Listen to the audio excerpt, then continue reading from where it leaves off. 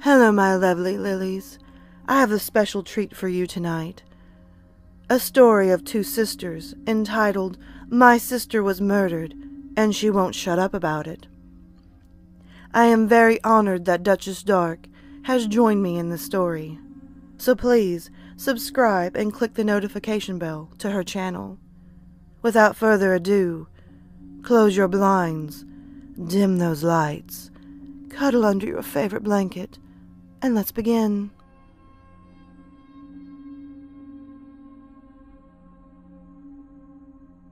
As kids, my sister Cassie and I didn't know we were different. How could we? We spent all of our time in the house together. Our parents never let us play outside. They said this was for our own protection. I remember clearly our father outlining all the horrors of the world beyond our front door. Vicious animals, dangerous men, deathly illnesses. Every day brought a new reason why we couldn't venture outside the walls of the house. I realized the truth much later. They were embarrassed of us. You see, Cassie and I were close, literally and metaphorically. We spent every moment together. I've read that twins are often this way, but we were more than that. We woke up at the same time, closed our eyes for bed at the same time. We would often dream the exact same dreams. We read books together. She read the left page, and I the right page. Our parents said we were unnaturally close. This didn't make sense to us at the time. When we played, we would stick two toys together at the head, gummy see-through tape obscuring their faces. We would walk the one-headed doll in staccato movements. Cassie moving the left leg, me moving the right. Soon all of our toys were paired up. The stuffed pig was taped to the alligator. The china doll was matched up with the plastic dinosaur. Cassie and I even went so far as to glue our pillows together. So they'd never be lonely, Mommy, I told my outraged mother. Despite our bond, Cassie and I were very different. I was perfectly fine obeying all of our parents' rules, although they were painful. Cassie, on the other hand, hated the rules. Even the small ones, like brushing our teeth at night, would send her into a fit. I liked Mother's dresses she made for me, but Cassie ripped at them with her teeth. Cassie was also nonverbal. It wasn't her fault. She just couldn't get her mouth to move the way the rest of ours did. This didn't mean we couldn't communicate. In fact, Cassie and I spoke constantly, always in our mind. Yuck. I hate bananas, she would tell me in the mornings as our mother served us breakfast. Shut up, Cassie. I turned and smiled at Mother. Thanks for breakfast. Cassie growled under her breath. You're such a suck-up. We're prisoners here, and you treat them like angels. They're our parents. Mother would see we were arguing in our head. She never commented on it, though. I don't think she wanted to know what was going on between us. When we were younger, I noticed that Cassie and I didn't look like the kids in the picture books. These kids were alone, but Cassie and I were always together. I asked Father about it, and he told us we had a condition. You're sick, he said sternly, but the doctors can't separate you. It would kill her. He would like me to die, Cassie whispered in our head. Of course he wouldn't. He loves you. But he didn't. I knew this secretly. Our parents didn't do much to hide the fact that they favored me. They viewed Cassie as dead weight, and as we got older, I have to admit that I started to understand their opinion. She was difficult. She was always upset over something. Plus, she was the reason I wasn't allowed outside or able to have any friends. Around the age of 12, our parents started letting us use the computer. It was only supposed to be for our studies. But when we were alone, we tried to Google ourselves. Twins who share a brain. The first article was about twins who eat each other in the womb. This clearly wasn't relevant. The second was about Siamese twins. We skipped this one because we were from America. Then we got to the third one, which had a picture. 2 grown women who shared a head. One woman was large and the other was small. It looked a little like Cassie and me. The article called them conjoined twins. It said that although the woman wished that they could be separated, the doctors ruled that to be too dangerous. "That's us," I said to Cassie. Why would anyone want to be separated? She responded, "Maybe so that they could look like normal people." I would much rather be with you than be normal. I paused before saying, "Me too, Cassie." But that was all before Cassie was killed. She died of suffocation. We were 14. I knew the second she stopped breathing. I could feel a shiver in my entire body, as if something was crawling down my nerves. I started screaming. I didn't intend to, but the reaction was involuntary. Maybe it was Cassie screaming through me. My mother appeared in our bedroom, as if she had already been inside. My father was close behind. They rushed us, me, to the hospital. It was the first time I felt the night air on my face. Any fear about being outside evaporated. It was freedom. I saw men and women of all different races. They crowded around me, staring at me like a wild animal. I didn't care. It was bliss. I even forgot about the corpse of my sister hanging off of me. No one tried to resuscitate Cassie. Even though I knew she was dead, there was no single attempt to save her life. The only thing the doctors did was prep me for surgery. Mother and father stroked my hair. They told me that they loved me, that soon this would all be over, that the doctors would remove the tumor. The tumor that was my dead sister.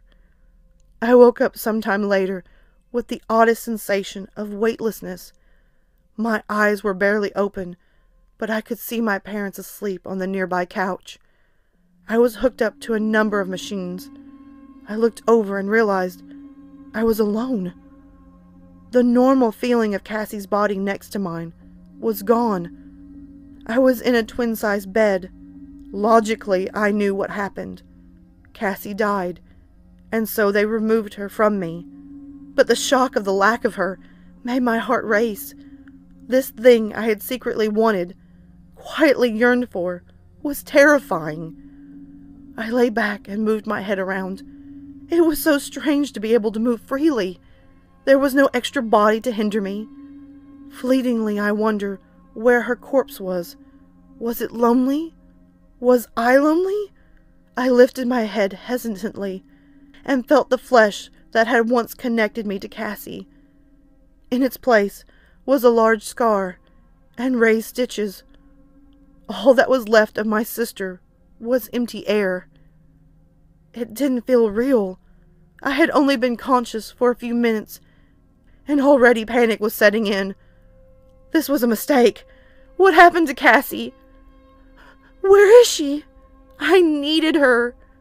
Desperately, I whispered, "Cassie, are you there?" A minute ticked by. Silence. Then a massive wave of screams filled my brain. It was Cassie's voice, igniting my mind with thousands of horrified shrieks. My eyes stuck wide open. Cassie's voice began to speak through the screams. They killed me. They killed me. They killed me. "Shut up!" I yelled. My parents rose from sleep. I realized I had said this out loud. They came to me, trying to soothe my fears, but all the while Cassie was tormenting me. They murdered me. I tried not responding to the voice, but it didn't matter. Cassie didn't care if I spoke back. For days, she kept lamenting her death. As the doctors tried to teach me how to stand and walk without Cassie, she made herself known in my head. I pretended to be fine, but the voice tore through my sanity. I couldn't sleep. Every time I closed my eyes, she started up again. It was them, our filthy parents. They put a pillow over my mouth and killed me. I didn't tell anyone about the voice. Who would understand? Soon I was cleared to go home by the doctors. My parents made arrangements for me to start attending school. They bought me a wig to cover up the disfigured scar. The doors were all unlocked now. There was no more hiding. It should have felt like heaven, but instead, the voice of my sister haunted my mind. Dead. I'm dead. They killed me. Months passed with the same agonizing existence. I lost weight. I barely slept. Nothing could bring me any happiness. Cassie was slowly driving me insane. I didn't know if it was my imagination or if Cassie was really alive somewhere in my brain. But one day, I had enough. I couldn't do this any longer. They killed me. Our parents murdered me. Cassie was sobbing against my eardrums. I took a deep breath, and I said, "Cassie, you have to stop." I put a hand over my mouth in surprise. I hadn't spoken in my brain, only out loud. I tried again. "Stop it, Cassie." Desperately, I shoved my fist in my mouth to stop myself from talking, but nothing came out. The ability to speak through my mind had died with my sister. I crawled into a corner of the bedroom, arms over my head. I started to sob. Waves of horror and sorrow careened across my body. Cassie just kept screaming and screaming. Our parents are filthy monsters. They murdered me so they could have a normal daughter. They smothered me with a pillow. They didn't kill you! I did! I shrieked. Cassie's voice suddenly stopped. My tears kept coming. In a whisper, I continued. I couldn't live like that anymore. I wanted to be normal. I could still feel the weight of the pillow as I shoved it onto Cassie's face. I remember the moans for help. I could still feel her clawing at my arms. Then something changed. I felt woozy and looked down at my body. It seemed like I was floating away from it. Am I being shrunk? I felt myself pull out of my arms and legs up into my torso, finally lodging into the back of my brain. I was a tiny ball of myself, hidden somewhere deep.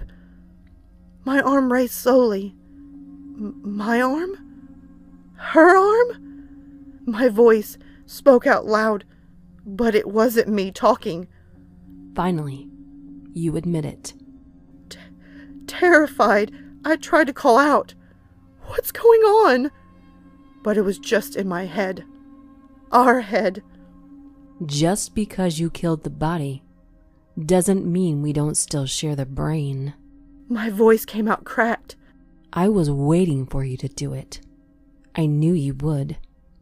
You are just like our parents. Filthy, disgusting monsters. But I've always been stronger and smarter than you. You killed the body, but I still control the brain. Cassie stood up in my body, shaking out my limbs. I desperately tried to control anything, but she was right. She was stronger than me.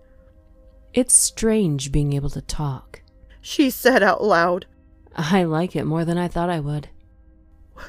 What are you going to do? I'm going to become you. The prettier one. The one our parents wanted. Then, I'll kill them. Maybe I'll staple their skulls together.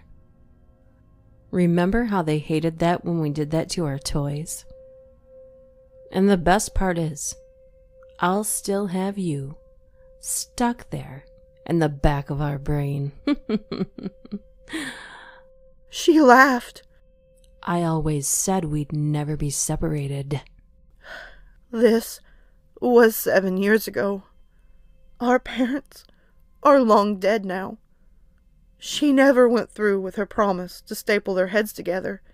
Instead, she used our glued-together pillow to suffocate both of them at once.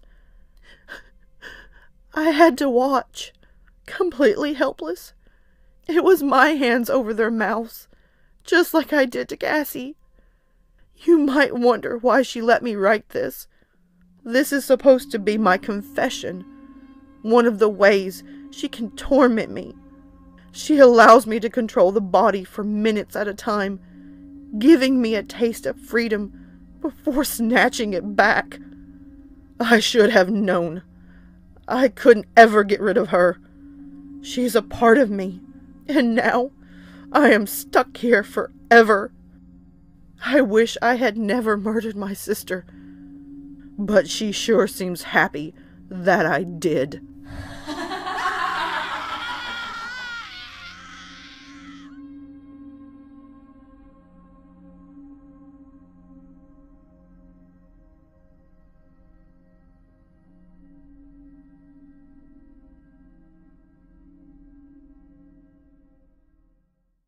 Alright, my lovely Lilies, thank you so much for watching the new video.